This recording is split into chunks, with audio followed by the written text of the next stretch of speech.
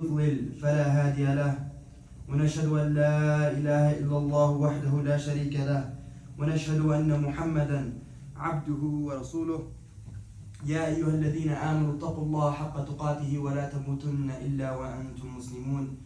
All praise and worship is due to Allah. We worship Him alone and we seek refuge from Him and we seek His protection and forgiveness. And whomever Allah guides, no one can misguide. And whomever Allah misguides, no one can guide. O you who believe, worship Allah and fear Him as He should be worshipped, and do not die only except in a state of Imam. Bismillahir Rahmanir Rahim. Alhamdulillah wa kafa wa salamun ala ibadihi alladhina istafa, khususan ala sayyidina wa rasulihi wa khatim al-anbiya wa ala alihi al-askiya wa ashabi al-atqiya, amma ba'd. Allahumma inna nas'aluka hubbuk wa hubba man yuhibbuk وحب عمل يقربنا إلى حبك يا رب العالمين. السلام عليكم ورحمة الله وبركاته. وعليكم السلام ورحمة الله وبركاته. Alhamdulillah, we're blessed to be here. Alhamdulillah, we're starting a new series, and I want to welcome everybody to Masjid al-Rahma. Of us calling it solar compass, right?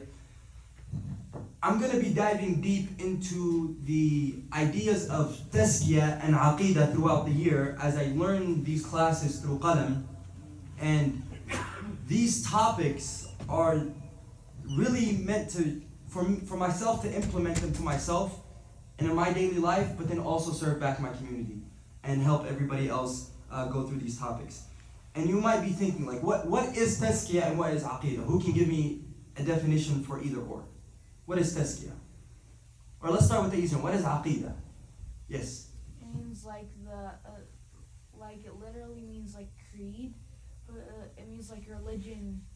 Perfect. Yeah, creed is actually, really there isn't really an exact word, but most of the translations go straight to creed, right? Aqidah is what you believe in. Aqidah is the basis, is the roots, right? But then we're also talking about tazkiyah. What is tazkiyah? Think of the word zakat. What is tazkiyah? Purification. So zakah is purification of one's wealth and money, right? So tazkiyah is purification of one's heart, one's self, one's soul, right? Now these topics, are they similar or are they completely different? One's aqidah, one is tazkiyah. Are they similar or different? What would you say? Somebody's telling me yes, they're similar. Somebody's telling me no, they're different. Intertwined. They're intertwined. You cannot learn aqidah without going through tazkiyah.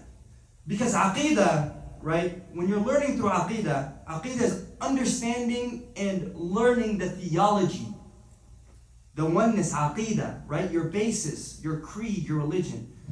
But you can't get that. One can't understand aqidah unless they start to understand the imani aspect of aqidah. Meaning, they can't understand aqidah fully until they understand tazkiyah. And tazkiyah, as well, is, I want to use the word getting closer to Allah. So when I mean to be more spiritual, I'm referring to getting closer to Allah. How do we achieve closeness to Allah, right? And these two topics are going to intertwine. But for the first few sessions of this series, we're going to focus on tazkiyah. Then we'll move on to aqidah, if Allah wills, inshallah. Now, for tazkiyah, we're going to be focusing on this book. This book here is by Imam Abu Hamid al-Ghazali. This book is called Ya Ayyuhal Walad. Ya Ayyuhal Walad, which translates to My Dear Beloved Son. The title here says Letter to Disciple, but My Dear Beloved Son is what it translates to. Now, I want this series to be different than any other series that we've had before. And the reason why I want it to be different is because we ourselves, we like to attend, we go to khutbahs and we Jum'ah and things like that, and we have our Wednesday night series and things like that. But this series is going to be different because this, you can directly implement it and apply it to your life every single day in every aspect of your day. Whereas in relation to our Wednesday night series, we mainly talk about, the Day of Judgment. We talk about stories of the past, stories of the future, ilmul ghaib, the stories of the unseen world. But many times, how can we implement all that in our day-to-day lives? Okay, I just learned about Prophet Adam. What has that got to do with me today?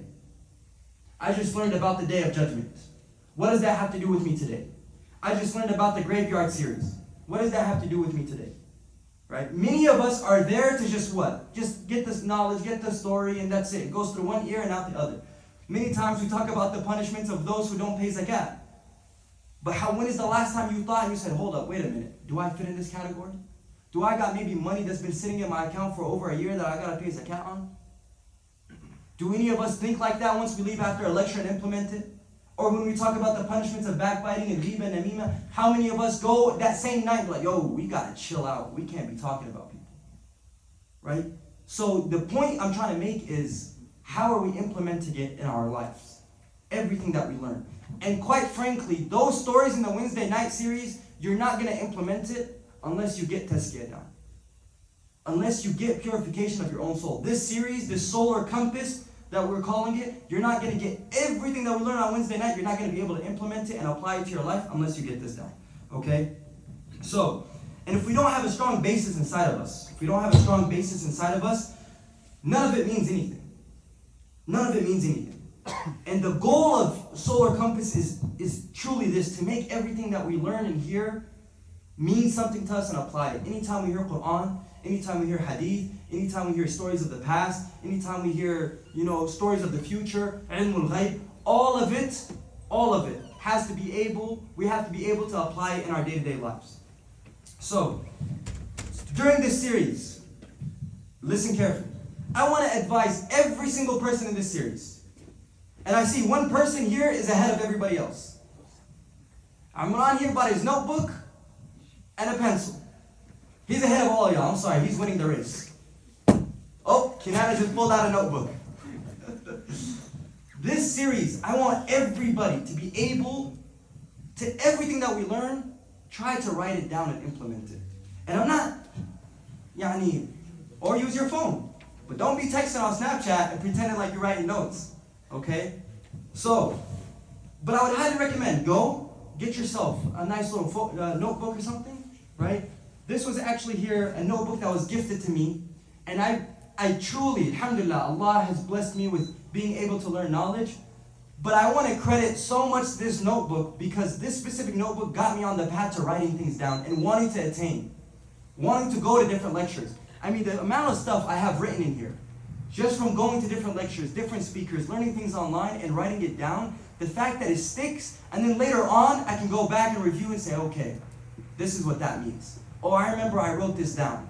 Or when I'm struggling with an ayah and what it means, I remember I got this down somewhere.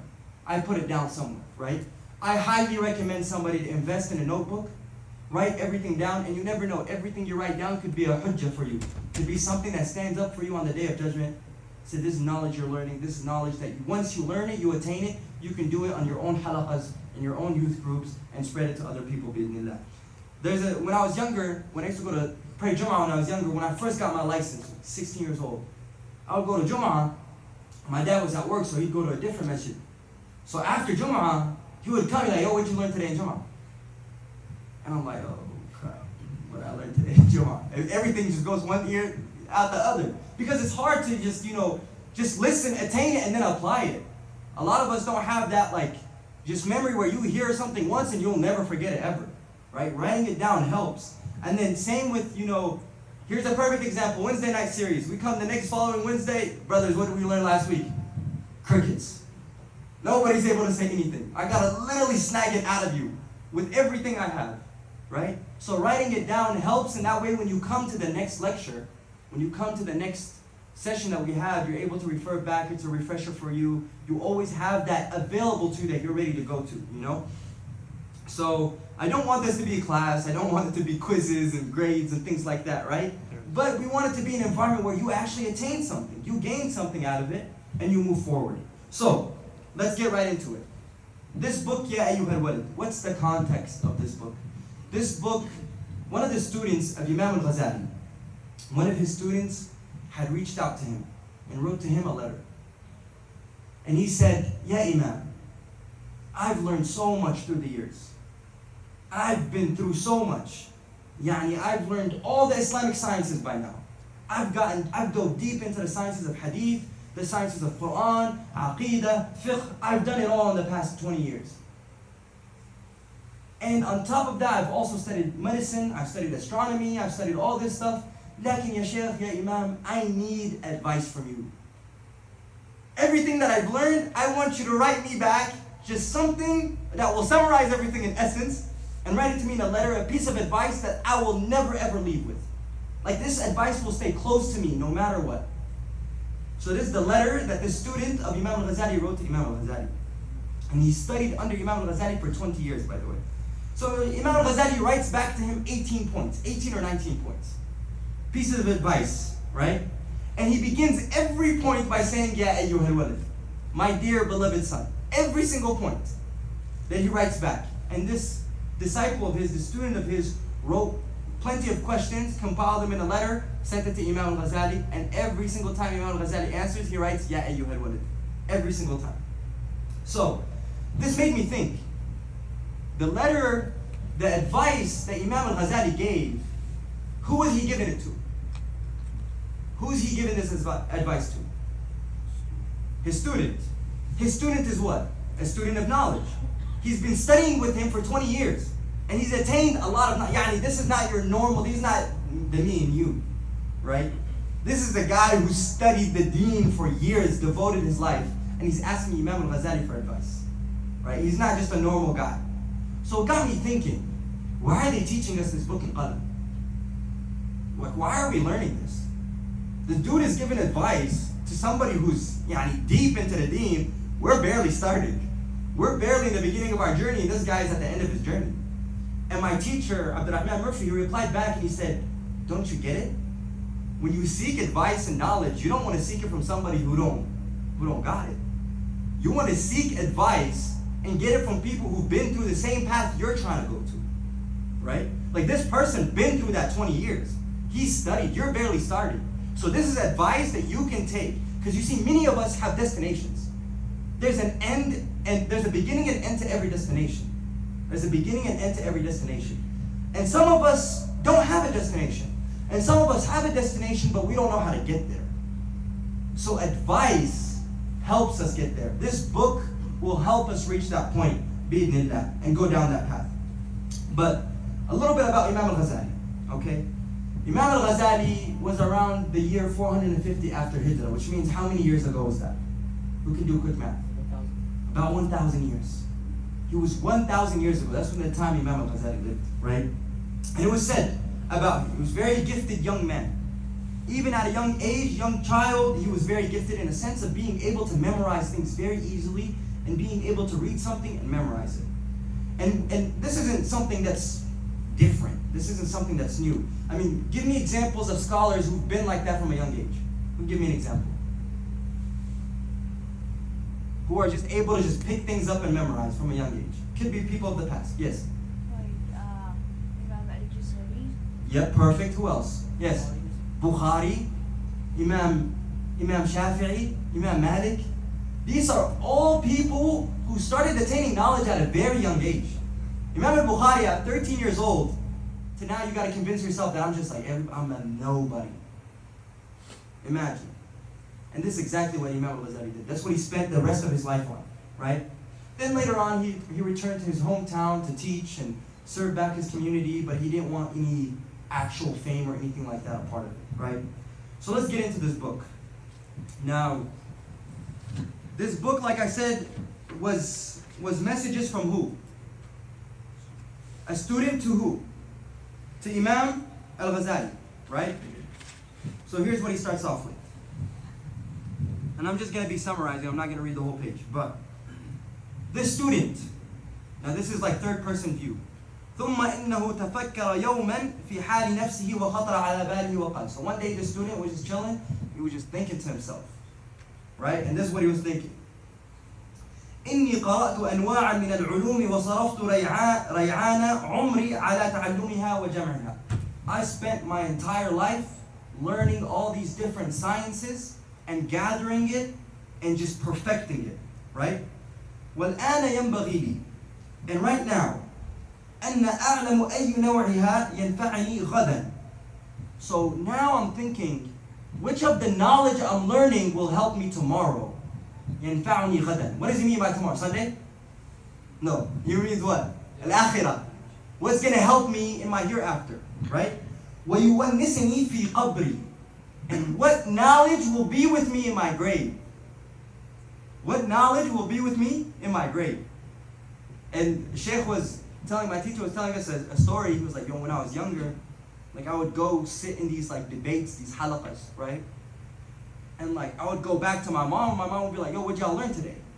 And he's just like, oh, we spoke about, what Allah's hand looks like and what the status of Allah's hand is. And my mom would look at, and like these are very complex debates, by the way. Like people have these debates, like it's a big issue. Like what is Allah's eyes like? How does He see? Right? Is He all merciful? What is the punishment? Like these are debates. Like once you're advanced, you get into these kind of things, right? There's no need for them. In my personal opinion, there's no need for them. But once you get to that level, that's what people like physically and mentally focus on, is these kind of small topics. So I went home to my mom, I told her, yo, she's like, what'd you learn today in the halaqah? And he'd be like, yo, I learned today, we talked about Allah's hand. And she replies and she goes, is that one of the questions in the grave?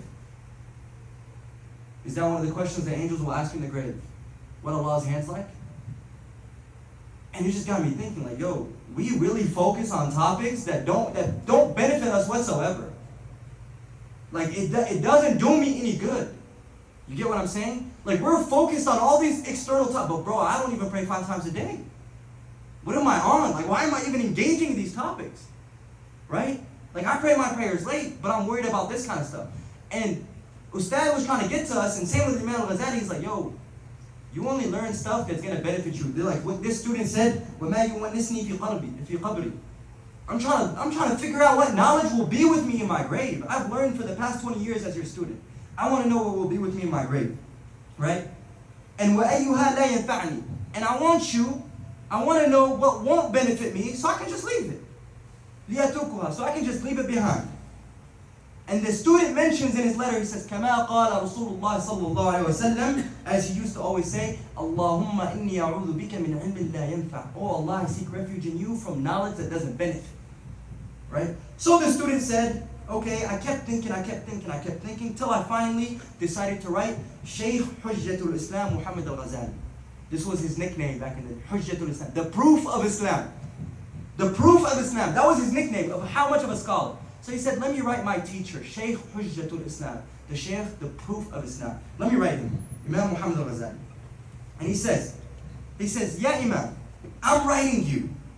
لكن مقصودي أن يكتب الشيخ حاجتي في ورقات تكون معي مدة حياتي. I'm writing you, Shaykh, so you can write me back a few pages that will be with me for the rest of my life. I want these pages that you're writing me, I want them to be with me for the rest of my life. وأعمل بما فيها مدة عمري. And not just knowledge that you give me, but I want to implement. Implement. I want to use this knowledge, right? I want to use this knowledge. And then he continues on to say,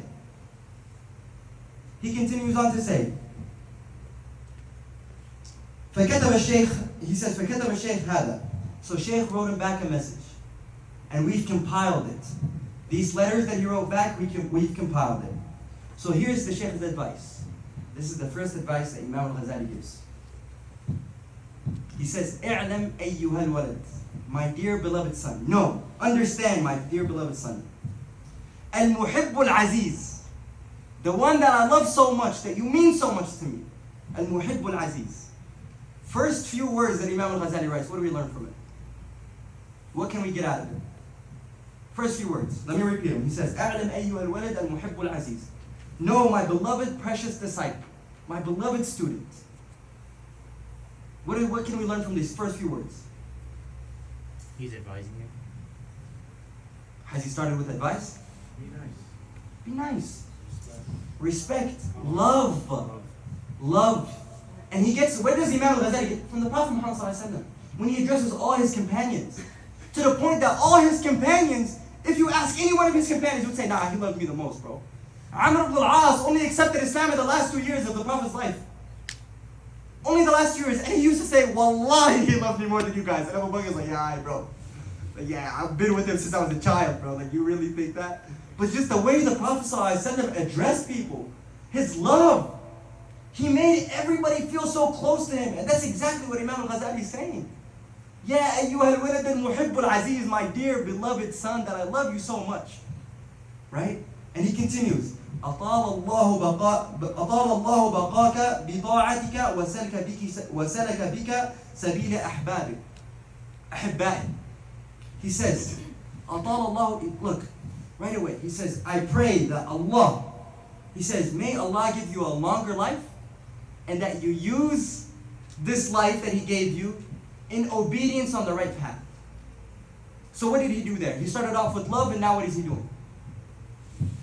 What is he doing? He's making dua. Amazing. He's making dua for his students. That's the first advice. And he's getting it from where? All of this is coming from the Prophet Muhammad ﷺ. When he's addressing people. Imagine somebody's coming to you for advice, and you're like, hold up, let's take a minute. Let me show you that I love you, and let me make dua for you. Right? This is the first lesson we learn from the first line of this book. Okay? And he continues to say, and he got this from the Prophet ﷺ because you can't help somebody if you don't love them.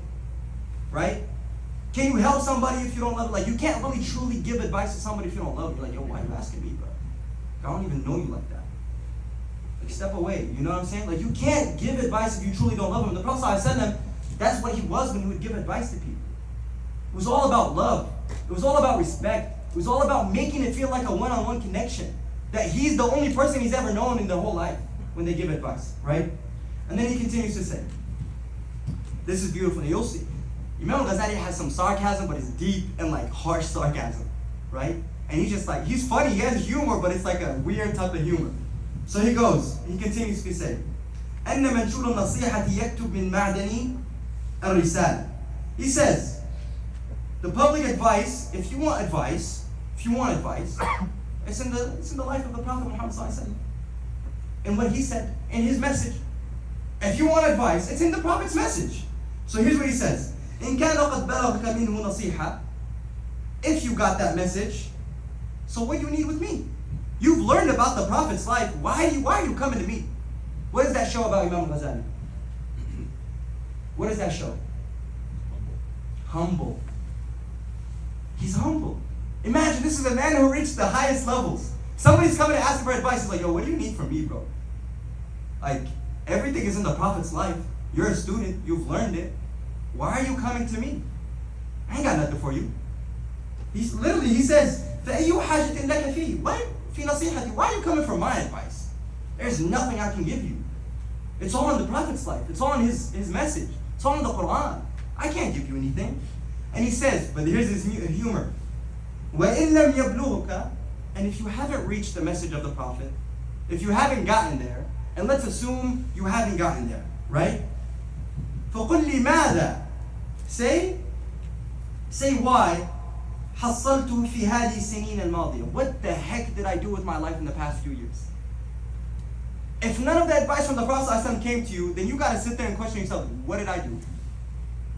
What the heck have I been doing? If none of his advice came to me. So this is the first advice Imam al-Ghazali starts with, right? He goes right away to just showing pure love, then making dua, and then relating everything, boom, back to the Prophet Muhammad ﷺ. Like, if you want answers, because it's not the student's job to make the teacher humble. It's not the student's job to make the teacher humble. The teacher himself gotta be humble, right? Like, he gotta be able to do that. So the teacher's saying, like, yo, I ain't got nothing for you. It's all during the life of the Prophet ﷺ. It all belongs to him. I have nothing for you, right? And he continues. And he's basically saying, like, what is he basically? In other words, he's saying, I'm a nobody. Like, I'm a nobody. You ain't got nothing with me. I am a nobody. That's what he's trying to say. I have nothing for you. فَلِمَاذَا. Why are you coming for my nasiha? I'm a nobody, right? But here's the thing, though. Here's the thing. A teacher realizes, and I mean all of you guys, because all of you guys are teachers to somebody in life. You all teach somebody something in life. So all of you guys are teachers, right? Every teacher understands that when they're reminding somebody and you're giving something, you got to show them, you got to show everybody, like, just these 4 pieces of advice. Everybody understands that, right? He doesn't stop there because he realizes, like, yo, you must be coming to me for something. There's something you're coming to me for. So I'm going to refer to the Prophet first, but then Let me get into it, right? And this is where he comes with the second piece of advice. So we've covered one piece of advice, now we're going to the second.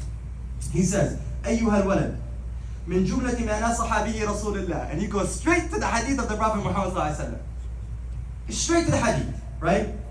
Sallallahu alaihi wasallam.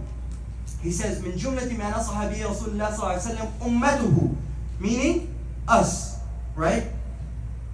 علامة إعراض الله تعالى عن العبد.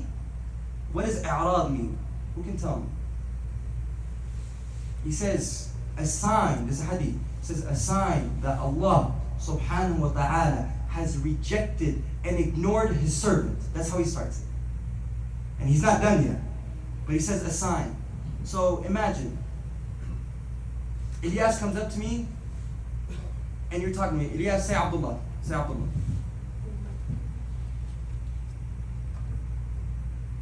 What am I doing here? You're not paying attention. Not that I'm paying attention. I'm ignoring you. On purpose. I'm rejecting you. Now how does that make you feel? Bad. It's one of the worst punishments somebody can go through. I promise you. Like, I know it triggers some of y'all when you guys are ignoring. I know for a fact. It triggers me. I remember when I was younger and I'd do something bad and I'd run up to my mom, I'm like, Mom, please talk to me. And she's like, straight, doesn't even acknowledge I'm there. Because you know you messed up, right? But that's like one of the worst punishments you can go through. It's like you talking to somebody, like, yo, Abdullah. I'm just, like, I see you, bro, but I'm not going to say nothing to you, right? So he's saying, look what he's saying. He says, immediately, he says, علامة إعراض الله تعالى عن عبده اشتغاله بما لا يعني. بما لا يعني. One of the signs that Allah has rejected you as a servant and is ignoring you is keeping you busy with things that have nothing to do with you. Find yourself scrolling hours on TikTok and all this stuff with things that don't concern you. Find yourself talking about people who don't even matter, who have nothing to do with you, but you're talking about them. Find yourself engaging in matters that have nothing to do with you. And this is a hadith from the Prophet ﷺ. He's saying one of the signs that Allah has rejected you and one of the signs that Allah has ignored you is Him by keeping you busy with things that don't do you any benefit. And not just that, but they have nothing to do with you. They have nothing to do with you, right? So the thing is, this is immediately how he starts. And he says, he continues, he says, and if there's وإن امرئ ذهبت ساعة من عمره في غير ما خلق له من العبادة, and if there's 1 hour that's been wasted of your life in this world, 1 hour, right? لجدير أن تطول عليه حسرته, meaning your sadness and your grief you're only prolonging your sadness and grief. What does that mean? Prolonging it when? If you're wasting 1 hour here, you're doing what? He's saying you're prolonging your grief where? In the akhirah, in the grave. You're going to waste time here with things that don't benefit you in terms of your worship. And I'm not saying you can't go to school. Don't twist my words now. I'm not saying you can't go to school. You can't do this. You can't learn about certain different sciences or whatever. But he's saying you're wasting your time on things that have nothing to do with you. Gossip, whatever it may be, scrolling on social media, looking at things, whatever it may be. So every hour that's wasted in this dunya, you're only making your sadness in the akhirah longer. Like that's all you're doing here, right? ومن جواز الأربعين ولم يغلب خيره على شرة فليتجهز إلى النار. And he says, and whoever passes 40 without actually overpowering, meaning overpowering his own nafs. Whoever hits 40 and can't control his nafs, can't control his tongue, can't control his eyesight, can't control his arms, his limbs, whatever it may be, right? Then let him get ready for hellfire. Straight to the point. Imam Ghazali does not play around. Straight to the point, right? And he says, this advice, look what he says. وَفِي هَذِهِ النَّصِيحَةِ كِفَايَةٌ لِأَهْلِ الْعِلْمِ. He says, if you're truly somebody who's attaining knowledge and a student of knowledge, then this advice is enough for you. That's all you need. Just knowing this and understanding this hadith from the way he said, that's all you need. That you can't be wasting your time, right? That's all you need. I'm going to leave you here before we go on to the third advice. So we'll stop right here, inshallah. We'll start with the third piece of advice in 2 weeks, bismillah. So please come next time we do, or to any lectures that you come to. I promise you, just invest in one of these. A little notebook with a pencil. Write things down that you see important, you can, put down and you can benefit from and other people can benefit from, and it'll stick to your brain. I promise you it will help out. Don't be one of those who just comes, attends the lecture, and then dips, and once they leave, they learn nothing. Don't be like me when I used to go to Jama'ah when I was younger. My dad said, "What'd you learn?" I'm like, I kind of slept. Right? Use this advice. Use this to your advantage. Nominal sells amazing, pretty notebooks for those people into aesthetics and stuff like that. Right? It's Nominal right here. Right? It says sabr on it, patience. You get different cool little words on it. Get a little, write whatever you need to write in there for all your stuff. Right? And I hope to see everybody next week with a pen and paper writing down, or next 2 weeks, sorry, inshallah. And we'll be having the next session. So I'll open it up to, we have a few minutes before Adhan, I'll open it up to questions. Can you recap the 2 lessons again? Yes. Well, let's let them recap. Yes. What was the first piece of advice? That's from the sisters first. From the sisters first. Request from Imam Abdurrahim, not me. From the sisters first, what was the first piece of advice? Be nice, respectful, but what does he refer to after that? Advice from the Prophet ﷺ, right? Perfect.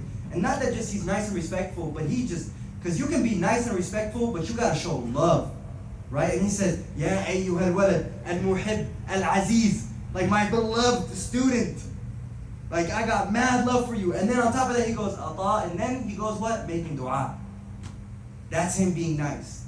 Let me make dua for you. And I pray that Allah guides you. And I pray that Allah puts you on a straight path. And I pray that Allah allows you to use His life, the life that He gives you, and using it in His path. Right? And then he goes to going straight to the nasiha of the Prophet ﷺ. He goes, alright, but I'm humble here. I can't give you nothing. It's all in the Prophet's life. It's all in his seerah. It's all in his hadith. It's all in his advice. There is nothing I can give you. So that was the first piece of advice. Second piece of advice is what? Ishaq. Don't waste your time learning things that don't benefit you at all on social media. Gossiping about people. Amazing. That don't know you. Well said. Exactly. The last part you said was perfect. Don't waste your time on social media trying to please people that you don't know. Right? And that's what a lot of us do that. And we're wasting time on things that don't benefit us. And he goes straight to hadith. So he's backing up what he said in the first advice by saying, I'm going straight to the hadith of the Prophet. And he goes straight to it and he says, عَلَامَةُ عَرَاضِ اللَّهِ تَعَالَى عَنِ الْعَبْدِ إِشْتِغَالُهُ بِمَا لَا يَعْنِي. One of the signs that Allah has rejected you as a person, as a slave, as a servant of Allah, is that He literally makes you waste your time. You're wasting your own time. And that's a sign that Allah has rejected you. Believe that. That's it. Those are the 2 pieces of advice. So let's open it to questions real quick. Yes? Are the advices listed in order of importance? I'm not sure how they compiled the advices. I just know, I believe they are listed in the way he wrote them. Okay. Right? And however he decided to write them, I believe, from what I've noticed from reading about halfway through in the class as well, that the first advices are all like very deep, like, just general statements, and then he gets like, switches the tone to just like deep spirituality. Like just going straight into just how you attain closeness to Allah. Right? So there's about 18 advices. We covered 2 today, inshallah, and hopefully we can split them up. Some advices are very short. Some of them take up a few pages. So I just love the fact that it makes me smile every time I'm reading and he goes, yeah, you had what? Every time he starts a new advice. Because the book doesn't say first advice, second advice. It goes by, yeah, you had what? Whenever he says that means, okay, I'm on a new point now. Like I'm refreshing your memory, I'm starting a new point, right? So that's the beautiful part of it. Any other questions from the sisters? Any other questions from the brothers? I have a question. Yes. So if anybody in this room identifies with number 2, what's the advice around that? Oh, we got a cliffhanger and then come next week. Come in 2 weeks.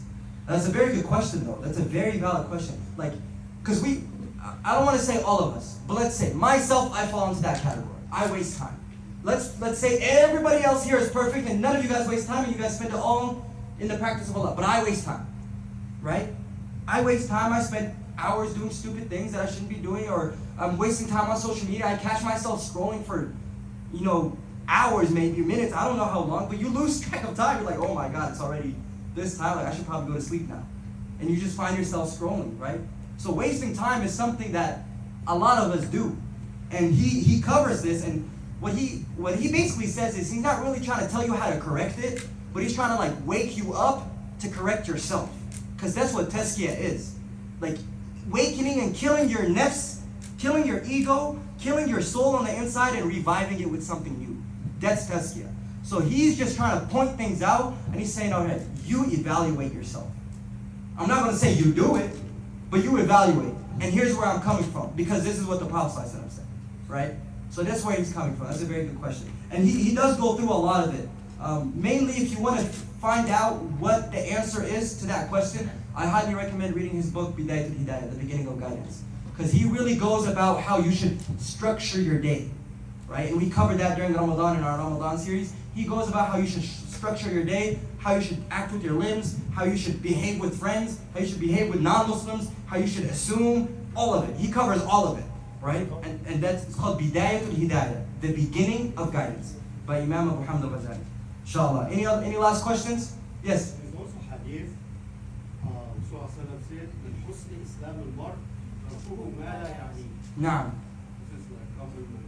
Yes, yeah. One of the husn, right, comes from the word, relates to the word ihsan, right? And ihsan is the highest level a believer can reach, right? And from you want to be one of the best of believers, you leave matters that don't benefit you and that have nothing to do with you.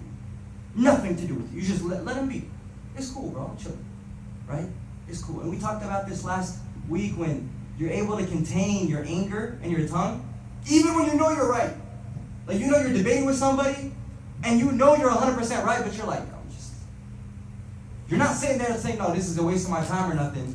You're just like, yo, like, you don't sit there and say, yo, I know I'm right, so I'm gonna stay quiet. You don't say that. No.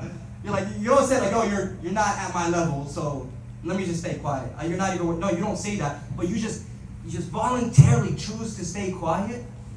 Allah will build a house for you in the middle of Jannah. The middle of Jannah. Hadith, Sahih, and Muslim and Bukhari. If you're able to contain that, right?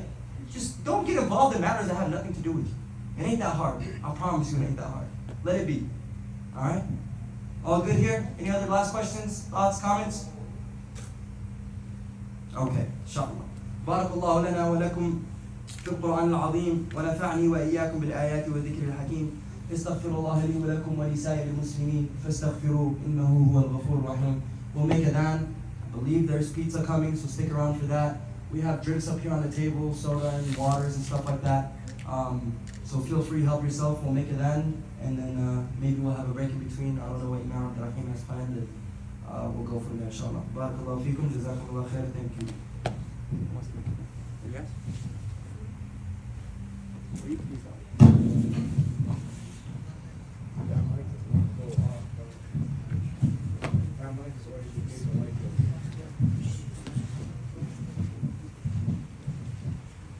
Allah